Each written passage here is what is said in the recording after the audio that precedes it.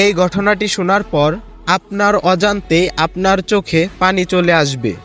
বিচারের দিন আল্লাহ দুইজন পাপীকে বলবে, তোমরা অনেক পাপ করেছ, তোমাদের কোনো ক্ষমা নেই, যাও তোমরা জাহান্নামে যাও।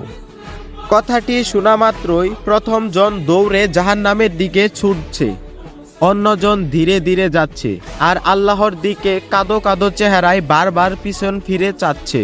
তখন আল্লাহ ওদের দুইজনকেই ডেকে আনলো। প্রথম জনকে জিজ্ঞেস করলো, জাহান্নাম কি তা তো জানোই, তো এত দ্রুত যাচ্ছ কেন? প্রথম ব্যক্তি বলল, দুনিয়ায় আপনার হুকুম পালন করিনি, আজ প্রথম নিজ মুখে আদেশ দিলেন তা পালন করতে যাচ্ছি। দ্বিতীয় ব্যক্তিকে জিজ্ঞেস করলো, বারবার পিছন ফিরে আমাকে দেখছিলে যে? দ্বিতীয় জন বলল, দুনিয়ায় আপনার বান্দাদের কাছে শুনেছি আপনি পরম দয়ালু ক্ষমাশীল। কথাগুলো শুনে মহান আল্লাহ তাআলা দুইজনকেই ক্ষমা করে দিবে। সুবহান আল্লাহ।